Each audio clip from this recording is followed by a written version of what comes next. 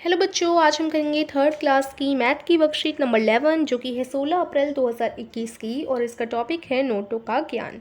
तो आज की वर्कशीट में हम नोटों के बारे में यानी रुपीस के बारे में पढ़ेंगे। वर्कशीट को शुरू करने से पहले अगर आपने अभी तक मेरे चैनल को सब्सक्राइब नहीं किया है तो कर लीजिए, बेल आइकन भी दबा दीजिए जिससे सबसे पहले न्यू वीडियो का नोटिफिकेशन आप लोगों के पास ही पहुँच सके। तो चलिए शुरू करते हैं। आज जब संदीप के पिताजी ऑफिस से घर आए तो वह अपने साथ जलेबी भी लेकर आए थे। सभी एक साथ बैठकर जलेबी खा रहे थे। तभी संदीप के पिताजी बोले कि देखो, आज जलेबी वाले ने मुझे 20 का नया नोट दिया है। संदीप बड़े ध्यान से उस नोट को देखने लगा। उसने ध्यान दिया, पूरे नोट पर कई जगह पर 20 लिखा था। साथ ही उसने देखा कि अलग अलग भाषाओं के शब्द लिखे हुए थे। तो यहाँ देखो हर जगह जैसे 100 का नोट दिया गया तो यहाँ पर 100, यहाँ पर 100, मतलब कई जगह 100 लिखा हुआ है। और आप जब नोटों को ध्यान से देखेंगे तो उस पर क्या होता है, अलग अलग भाषाओं पर भी 100 लिखा होता है। यह क्या लिखा हुआ है? तो अब अपने पिताजी से संदीप पूछता है कि यह क्या लिखा हुआ है। तो संदीप के पिताजी ने बताया कि वह अलग अलग भाषाओं में 20 ही लिखा हुआ है, जैसे उर्दू में, मलयालम में इत्यादि। ठीक है, कई भाषाओं में लिखा होता है। देखो, यहाँ पर हमारी मातृभाषा गुजराती में भी 20 लिखा हुआ है। ठीक है, सभी तरह के नोट पर दोनों तरीके से शब्दों में, अंकों में कीमत को लिखा जाता है। शब्द यानी जैसे ये सारे जो आप पढ़ रहे हैं ये सारे शब्द हैं, है ना। शब्द यानी ये सारे जो आप पढ़ रहे हैं वो, और अंक यानी 21, 22, ये जो नंबर्स होते हैं उन्हें हम अंक बोल देते हैं। ठीक है, तो शब्दों में भी और अंकों में भी, दोनों में नोटों पर नाम लिखा जाता है रुपए का। ठीक है, संदीप के पिताजी ने उसे 100 का नोट भी दिखाया। संदीप बोला कि देखिए पिताजी, इस पर हिंदी में 100 और इंग्लिश में 100 लिखा हुआ है। तो क्या आप भी हमें बताएंगे कि नीचे दिए गए नोटों पर शब्दों यानी वर्ड्स में संख्या को कैसे लिखा होगा? तो देखो बच्चों, यहाँ पर आपको दे रखे हैं 50 का नोट और 200 का नोट। इसमें आपको हिंदी में भी इन्हें लिखना है शब्दों में, और इंग्लिश में भी इन्हें शब्दों में लिखना है। जैसे अगर 50 का नोट हो तो 50 के नोट पर हिंदी में क्या लिखा होगा? 50, और इंग्लिश में 50 लिखा होगा, है ना।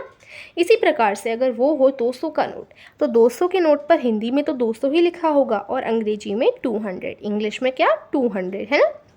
तो ये हो गया हमारा क्वेश्चन 1। नेक्स्ट देखो, संदीप ने फिर दो अलग अलग नोटों को साथ में रखकर पढ़ा। 120 रुपीज़, 120 रुपये। ठीक है, इंग्लिश में भी और हिंदी में भी। अब क्या आप नीचे दी गई संख्या को शब्दों यानी वर्ड्स में लिखकर बताएंगे? अब यहाँ पर भी आपको हिंदी में भी लिखना है, इंग्लिश में भी लिखना है, और बताना है कि नोटों पर कैसे लिखा होगा।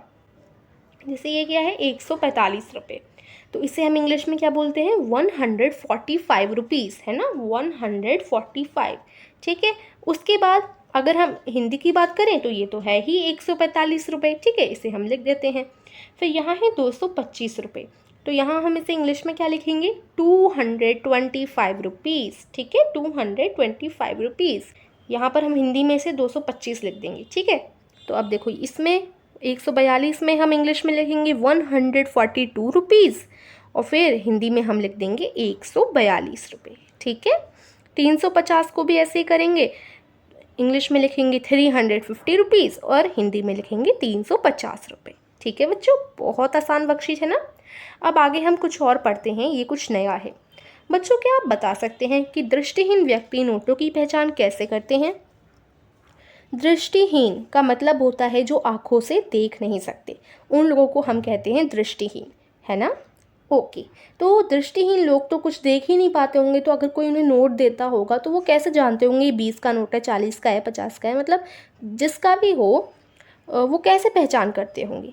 तो बताइए, हमारे देश के सभी नोटों पर एक तरफ अलग अलग तरह की शेप बनी होती है। हमारे देश के जो नोट होते हैं ना, जैसे ये नोट है, इसके एक तरफ मान लीजिए इस तरफ अलग अलग प्रकार की शेप बनी होती हैं। ठीक है, शेप यानी आकृति बनी होती हैं।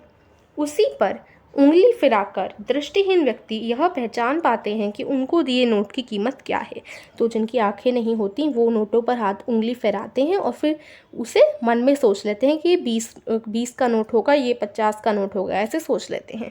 आप भी ज़रा नोट को देखकर पता कीजिए कि यह शेप कहाँ बनी होती है। अब ये रहा नोट, और यहाँ पर कौन सी जगह ये आकृति बनी हुई है जिस पर वो लोग उंगली फहराकर पता करते हैं, ये आपको बताना है। यहाँ पर अपनी आंखें बंद करके उस शेप पर उंगली फहराइए और जहाँ पर भी वो शेप बनी हो उधर आपको उंगली फहरानी है। ठीक है, कर सकते हैं, ये काम आपको छोटा सा दे दिया गया है। अगर आप करना चाहें तो नोट लीजिए मम्मी पापा से और उस पर ट्राई कीजिए। तो ये आपकी आज की वर्कशीट थी। आई होप अच्छी तरीके से आपको समझ आई होगी। अगर आपको इस वर्कशीट में कुछ समझ नहीं आता तो आप लोग मुझसे कमेंट में पूछ लीजिएगा और वीडियो को लाइक कीजिए, शेयर कीजिए। Thank you.